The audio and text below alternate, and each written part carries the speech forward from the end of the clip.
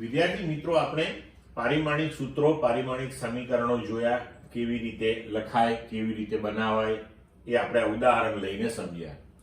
આના પછીનો ટોપિક છે પારિમાણિક વિશ્લેષણ. તો પારિમાણિક વિશ્લેષણ એટલે શું? તો ભૌતિક શાસ્ત્રની અંદરના કેટલાક ચોક્કસ પ્રશ્નોનું નિરાકરણ આપણે પારિમાણિક સમીકરણોનો ઉપયોગ કરીને લાવી શકીએ છીએ. પણ હવે એ કેવા પ્રકારના પ્રશ્નોનું નિરાકરણ લાવી શકીએ અને કેવી રીતે આપણે આ પારિમાણિક સમીકરણોનો ઉપયોગ કરી શકીએ એ આપણે જોઈશું. પણ એની પહેલા અગત્યની વસ્તુ એ છે કે પારિમાણિક સમીકરણોનો ઉપયોગ કરીને જો પ્રશ્નોનું નિરાકરણ લાવવું હોય તો સૌથી પહેલા તો પારિમાણિક સમીકરણો, બધી ભૌતિક રાશિઓના ખબર હોવી જોઈએ આપણને. તો હવે આપણે પહેલા જુદી જુદી ભૌતિક રાશિઓના પારિમાણિક સમીકરણો જે છે એના વિશે થોડી વાત કરીએ અને ત્યારબાદ પારિમાણિક વિશ્લેષણનો ટોપિક આપણે ડિસ્કસ કરીશું. બરોબર? તો હવે જુઓ, ભૌતિક રાશિઓના એકમો અને પારિમાણિક સૂત્રો આપણે જોઈએ. તો ભૌતિક રાશિ એની સંજ્ઞા સાથે આપણે અહીંયા દર્શાવી છે પ્રથમ સ્તંભની અંદર. પછી અન્ય ભૌતિક રાશિઓ સાથેનો તેનો સંબંધ લખીશું, તેનું પારિમાણિક સૂત્ર, એસઆઈ પદ્ધતિમાં એકમ સંજ્ઞા અને સીજીએસ પદ્ધતિમાં એકમ સંજ્ઞા. હવે જુઓ કે અહીંયા અંતર તો એ મૂળભૂત રાશિ છે, એને કોઈ બીજી રાશિ સાથે સંબંધ હોય નહીં. તો એનું પારિમાણિક સૂત્ર લખાય m0 L1 T0. એનો એકમ મીટર એટલે સ્મોલ m અને સીજીએસ પદ્ધતિમાં એકમ સેન્ટીમીટર એટલે cm. તો આવી રીતે આપણે જો એસઆઈ પદ્ધતિમાં કોઈ ભૌતિક રાશિનો એકમ જાણતા હોઈએ તો એના ઉપરથી આપણે પારિમાણિક સૂત્ર લખી શકીએ. પારિમાણિક સૂત્ર જો આપણને ખબર હોય તો એનો એકમ પણ લખી શકીએ અને જે ભૌતિક રાશિ આપણે લીધી છે એનો અન્ય ભૌતિક રાશિઓ સાથેનો સંબંધ ખબર હોય આપણને, એટલે કે એ ભૌતિક રાશિની વ્યાખ્યા, એ ભૌતિક રાશિને કેવી રીતે વ્યાખ્યાયિત કરાય છે એ ખબર હોય એટલે આપણે પારિમાણિક સૂત્ર લખી શકીએ આરામથી. હવે જુઓ, આપણે ઉદાહરણ સહિત બધું સમજીએ. હવે આપણે એકે એક ભૌતિક રાશિ જે છે અહીંયા આગળ એનું અત્યારે ચર્ચા નહીં કરીએ, એ તમે વાંચી અને સમજીને તૈયાર કરજો. હું તમને અમુક ભૌતિક રાશિઓની ચર્ચા કરીને સમજાવું. દાખલા તરીકે આપણે લઈએ કે ક્ષેત્રફળ. તો ક્ષેત્રફળની વ્યાખ્યા આપણે આપીએ છીએ લંબાઈ ગુણ્યા પહોળાઈ. તો લંબાઈનું પારિમાણિક સૂત્ર, પહોળાઈનું પણ L જ આવશે, એટલે પરિણામી પારિમાણિક સૂત્ર થશે L2. તો એને આપણે લખી શકીએ m0 L2 T0.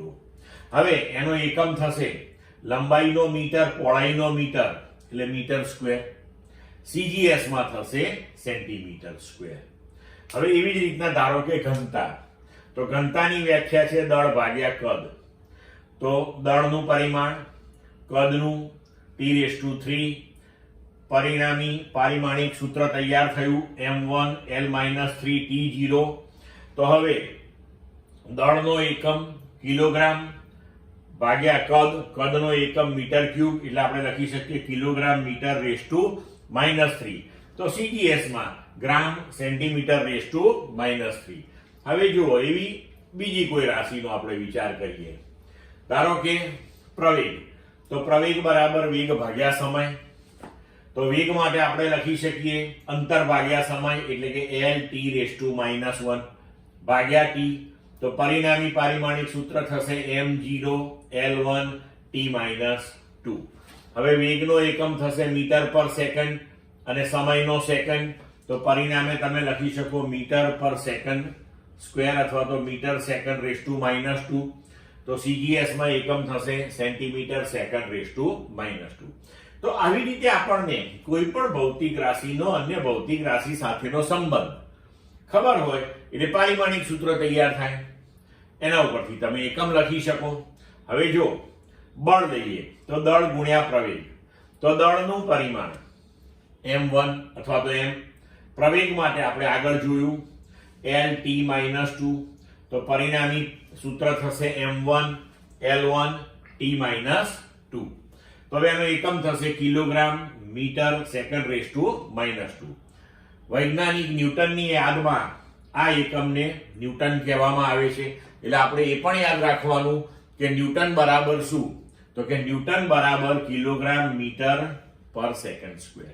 CGS માં એને લખાશે ગ્રામ સેન્ટીમીટર પર સેકન્ડ સ્ક્વેર અને CGS માં જે એકમ છે એને કહેવાય છે ડાઇન. હવે જો બીજી રાશિઓ જોઈએ, દાખલા તરીકે આપણે કાર્ય જોઈએ તો બળ ગુણ્યા અંતર.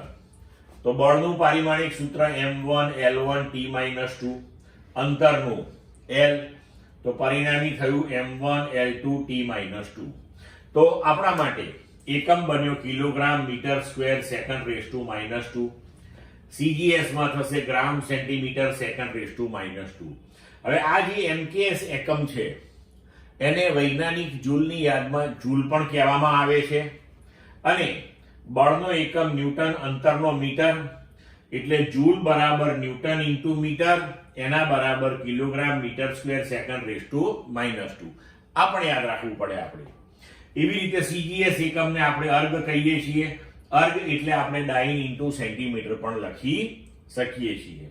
તો આવી રીતે આપણે દરેક ભૌતિક રાશિ માટે પારિમાણિક સૂત્રો, એના એકમો આ આપણે તૈયાર કરવા પડે. આ જો આપણને આવડતા હોય તો જ આપણે પારિમાણિક વિશ્લેષણમાં આગળ વધી શકીએ, નહીતર વધી શકીએ નહીં. એટલે હવે તમારે મિત્રો શું કરવાનું કે દરેક ભૌતિક રાશિઓ મેં જો અહીંયા આપેલું છે દરેક માટે ભૌતિક રાશિઓ, તેના સંબંધો અન્ય ભૌતિક રાશિ સાથેના, તેનું પારિમાણિક સૂત્ર તૈયાર કર્યું આપણે, તેનો એકમ તૈયાર કર્યો SI અને CGS બંને પદ્ધતિઓની અંદર. તો આ બધા જ પારિમાણિક સૂત્રો બધી જ ભૌતિક રાશિઓ માટે તમારે ધ્યાનથી વાંચી અને તૈયાર કરવા પડશે. અને એ તૈયાર કરો એ પછી આપણે પારિમાણિક વિશ્લેષણ ચર્ચામાં લઈ શકીએ. દાખલા તરીકે આપણે અહીંયા લઈએ કે શ્યાનતા ગુણાંક. તો એના માટેની વ્યાખ્યા છે બળ ભાગ્યા ક્ષેત્રફળ ગુણ્યા વેગ પ્રચલન. તો બળનું પારિમાણિક સૂત્ર, ક્ષેત્રફળનું અને વેગ પ્રચલનનું, અને પરિણામી તમને મળે m1 L-1 t-1. m1 એટલે કિલોગ્રામ લખી શકો, L-1 એટલે મીટર -1, t-1 એટલે સેકન્ડ રેઝ ટુ -1. તો SI એકમ, એના ઉપરથી તમે CGS એકમ.